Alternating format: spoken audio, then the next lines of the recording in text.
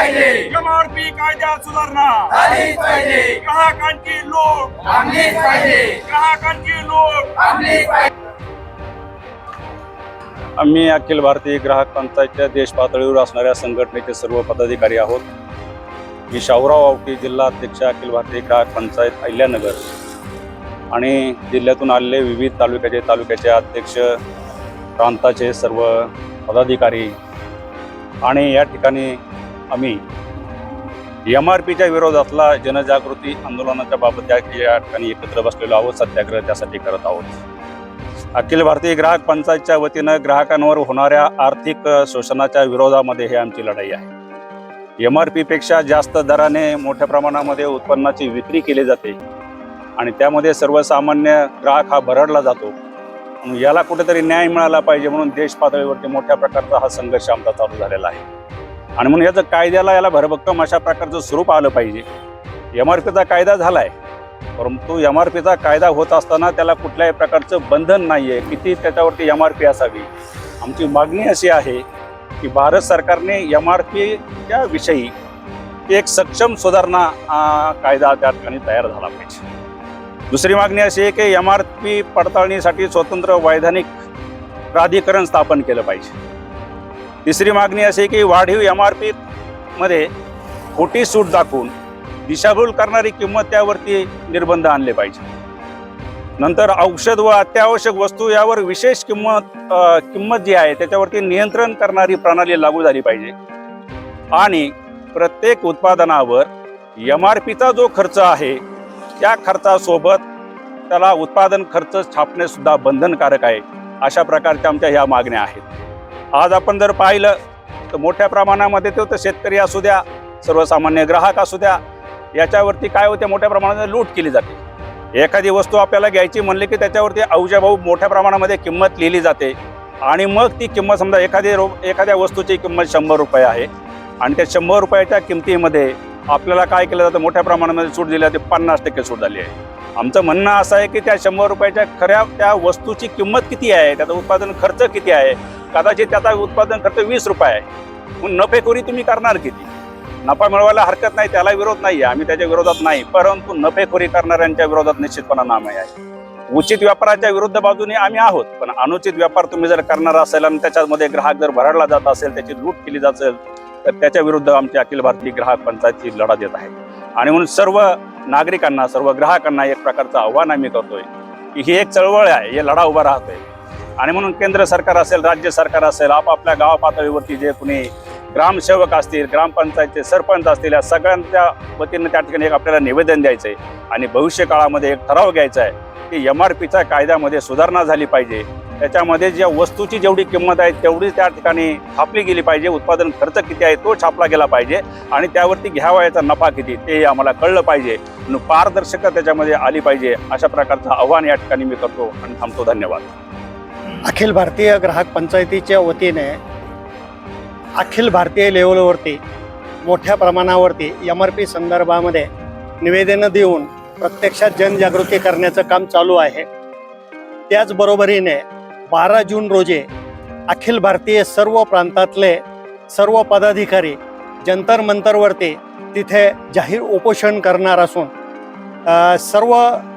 सगळ्या प्रांतामधून सर्व कार्यकर्ते मोठ्या प्रमाणावरती तिथे जाणार आहेत. धन्यवाद. मी प्राध्यापक अमिता कोहली, अखिल भारतीय ग्राहक पंचायत महिला अध्यक्ष. या MRPच्या आंदोलनाच्या बाबतीमध्ये अगदी सामान्य लोकांना समजेल अशा भाषेत सांगायचं झालं तर वस्तूची जी किंमत छापलेली असते त्या किमतीपेक्षा काही ठिकाणी जास्त किंमत घेतली जाते की आता भाववाढ झाली म्हणून.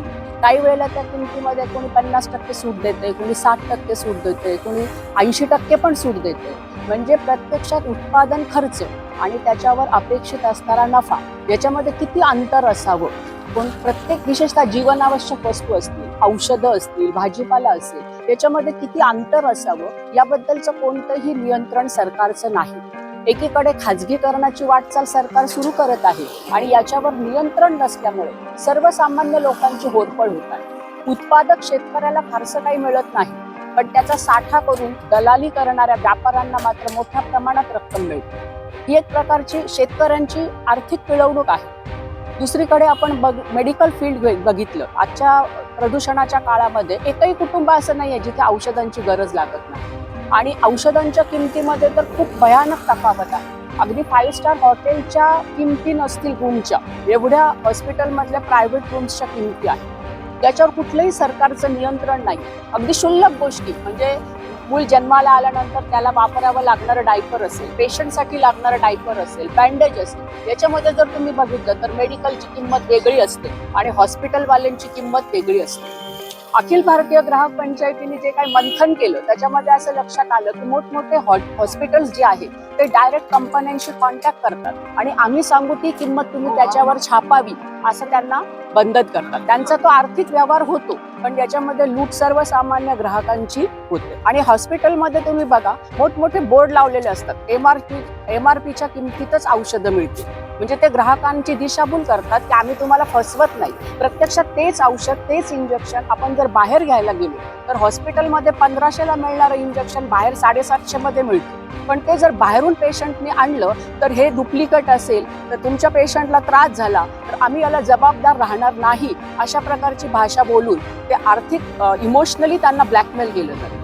तर सगळीकडे त्या विशिष्ट वस्तूची एकच किंमत असावी. विशेषतः जीवनावश्यक, जीवन रक्षक औषधांच्या बाबतीत उत्पादन खर्च आणि नफ्याचं मार्जिन याच्यामध्ये किती अंतर असावं हे सरकारने याच्यावर नियंत्रण आणावं, जेणेकरून ही जी अफाट नफाखोरी चाललेली आहे त्या नफाखोरीमुळे सर्वसामान्य जनतेची जी पिळवणूक होत आहे तर ते पिळवणूक थांबावी यासाठी सर्व ग्राहकांच्या वतीनं आम्ही हे देशव्यापी आंदोलन सुरू करत आहे.